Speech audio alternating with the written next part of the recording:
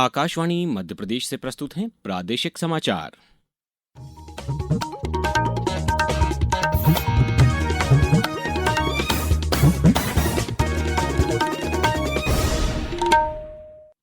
नमस्कार, समाचारों के साथ मैं अभिषेक कटियार। सबसे पहले इस बुलेटिन के मुख्य समाचार।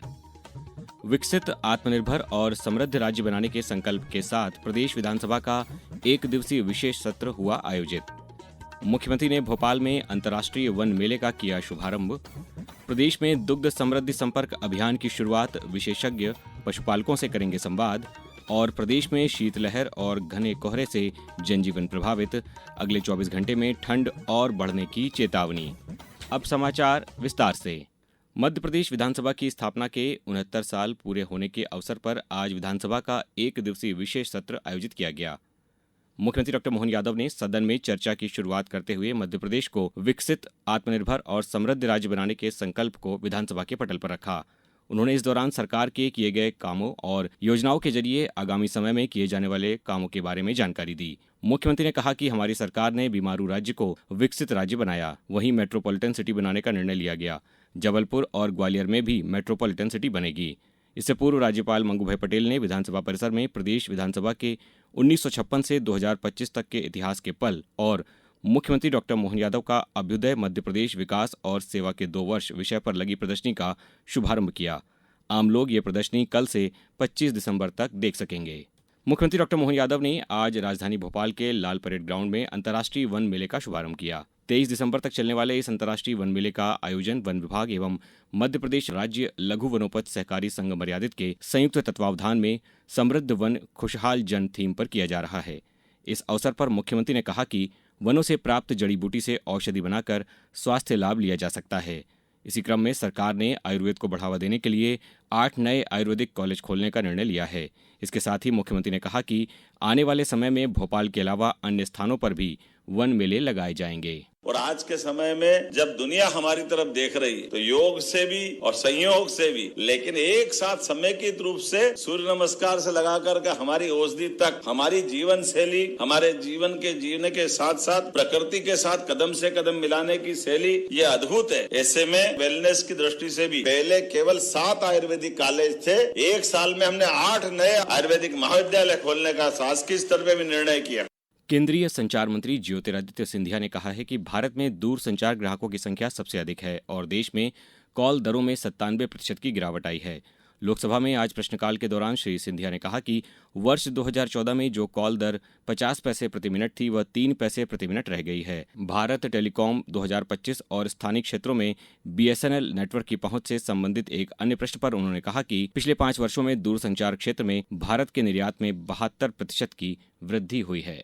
कि पिछले 5 वर्षों में जो हमारे भारत के टेलीकॉम इक्विपमेंट की एक्सपोर्ट्स की वृद्धि हुई है, जो 10,000 करोड़ का आंकड़ा 2020-21 में हुआ था, 2024-25 में हमारी निर्यात बढ़ के 18,000 करोड़ 406 करोड़ हो चुकी है। तो 72% वृद्धि हमारे निर्यात के क्षेत्र में हुआ है। प्रधानमंत्री नरेंद्र मोदी अपनी 3 देशों की यात्रा के तीसरे और आखिरी पड़ाव पर ओमान के मस्कट पहुंचे। एयरपोर्ट पर उनका औपचारिक स्वागत किया गया। हमारे संवाददाता ने बताया कि भारत और ओमान अपने राजनयिक संबंधों की 70वीं वर्षगांठ और सदियों पुराने व्यक्तिगत संबंधों का जश्न मना रहे हैं। प्रधानमंत्री नरेंद्र मोदी का मस्कट ओमान का 2 दिवसीय दौरा विकास के लिए मिलकर काम करने के उद्देश्य से दोनों देशों के संबंधों को और मजबूत करेगा। अब समाचारों में वक्त है एक ब्रेक का।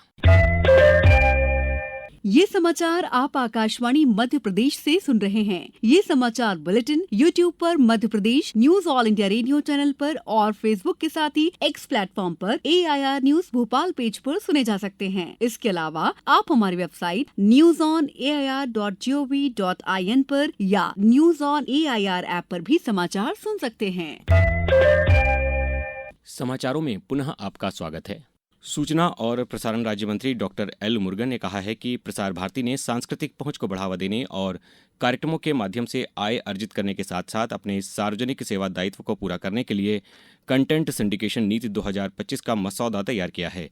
लोकसभा में आज एक लिखित उत्तर में डॉक्टर मुरुगन ने कहा कि इस नीति का उद्देश्य दूरदर्शन और आकाशवाणी द्वारा निर्मित कार्यक्रमों, संग्रहित राष्ट्रीय और क्षेत्रीय कार्यक्रम तथा सरकारी कार्यक्रमों, त्योहारों, खेलों आदि के लाइव प्रसारण का मौद्रीकरण करना है।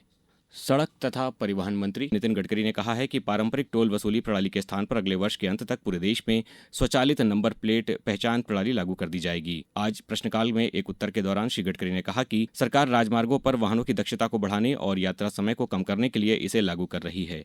उन्होंने कहा कि इस प्रणाली के लागू होने के बाद लगभग 1,500 करोड़ रुपए के ईंधन की बचत होगी। प्रदेश में पशुपालकों और किसानों की आय बढ़ाने व दुग्ध उत्पादन वृद्धि के लिए आज से दुग्ध समृद्धि संपर्क अभियान चलाया जा रहा है। इस अभियान के अंतर्गत पशुपालन एवं डेयरी विभाग के अधिकारी कर्मचारी पशुपालकों को पशुओं में नस्ल सुधार, पशु पोषण तथा पशु स्वास्थ्य से संबंधित जानकारी देंगे। केंद्र सरकार द्वारा विकसित भारत रोजगार और आजीविका मिशन ग्रामीण विधेयक VBG रामजी में ग्रामीण परिवारों के लिए प्रतिवर्ष 125 दिन के रोजगार की गारंटी दी गई है।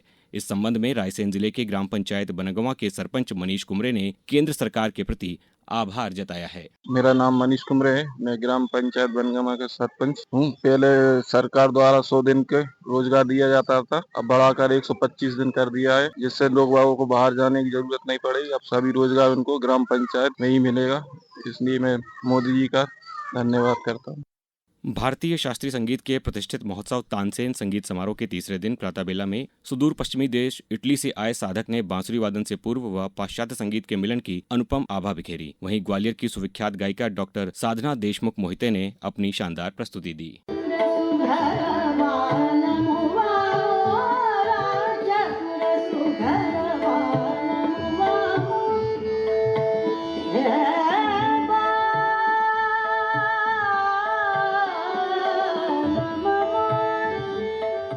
अब रुक करते हैं मौसम का।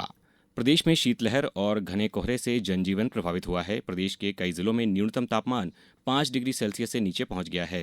राजधानी भोपाल सबसे ठंडा रहा, जहां न्यूनतम तापमान 4.8 डिग्री सेल्सियस दर्ज किया गया। वहीं कई जिलों में घने कोहरे की वजह से रेलगाड़ियां और हवाई यात्रा भी प्रभावित हो रही है।